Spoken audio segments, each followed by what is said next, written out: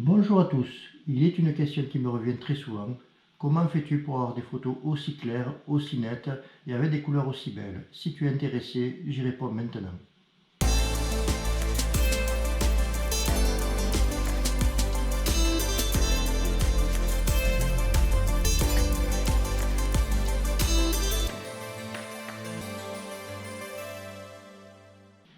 Avant de rentrer dans le vif du sujet, une question se pose.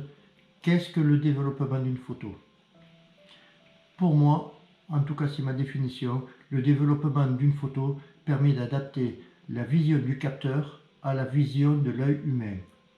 Et donc, j'éviterai d'utiliser le terme de retouche de photo, car ce terme laisse à penser que non seulement vous trafiquez les photos, mais vous en changez le sens. Tout d'abord, je voudrais vous donner quelques ingrédients qui vous permettront d'avoir de très belles photos. Vous avez très certainement constaté les luminosités que l'on peut avoir en début ou en fin de journée. Ce sont les meilleurs moments pour prendre vos photos. Dans le cadre de la photo de paysage, vous serez très certainement amené à utiliser des vitesses faibles et donc privilégier l'utilisation d'un trépied. Cela vous permettra d'éviter les flous de bouger. Je vous conseille également d'utiliser le format RAW pour l'enregistrement de vos fichiers. Ça vous permettra d'avoir un maximum d'informations dans les zones sombres et dans les zones lumineuses de votre photo. Pour l'exercice d'aujourd'hui, je me suis basé sur une photo prise au mois de novembre dernier lors d'une de mes sorties au bord du lac d'Estaing dans la vallée d'Azun. D'ailleurs, si ça t'intéresse, j'en ai fait une vidéo. On se retrouve donc derrière le module développement où vous pouvez voir afficher la photo que nous allons traiter. Mes premières observations sur cette photo me laissent à penser que les ombres sont un petit peu trop prononcées, le ciel est un petit peu trop vif. Nous allons donc régler tout ça. Plusieurs curseurs sont à ma disposition, donc on commence.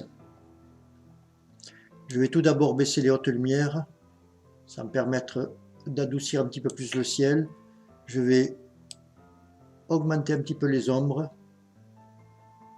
Ça va me faire ressortir un petit peu plus de détails sur cette partie-là. Je vais essayer de jouer avec le contraste très légèrement.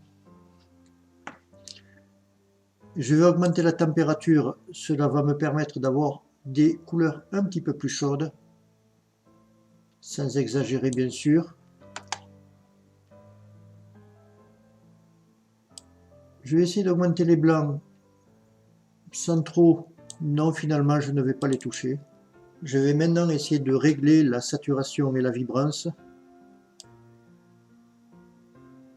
J'y vais très légèrement pour voir ce que ça donne.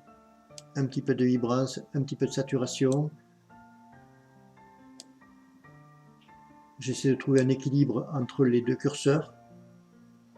Ok, ça me paraît pas mal. Je vais essayer de prononcer un petit peu plus les blancs.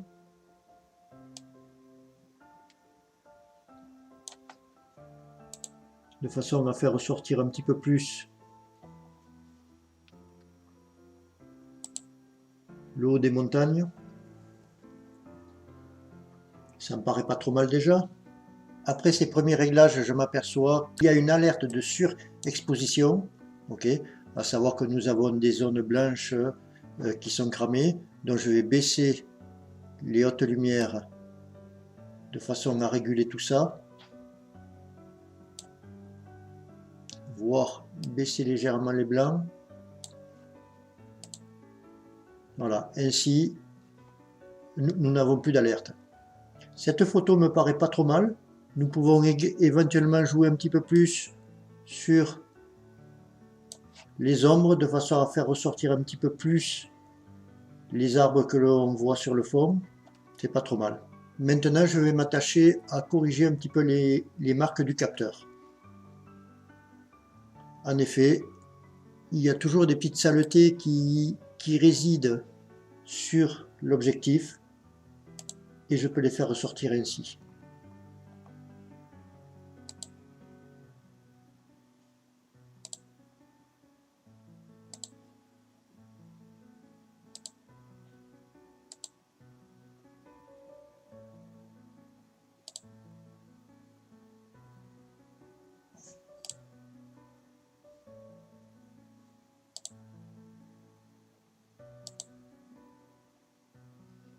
Voilà, c'est pas plus mal. Nous aurons moins de traces sur le ciel et ainsi le ciel sera limpide.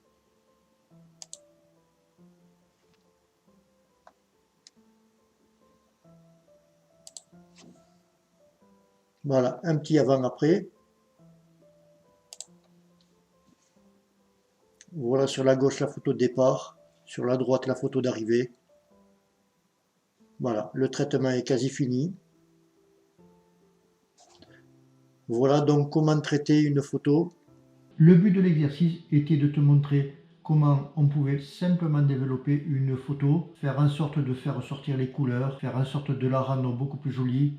Voilà, j'espère que ça t'aura plu. En tout cas, n'hésite pas à me laisser un commentaire.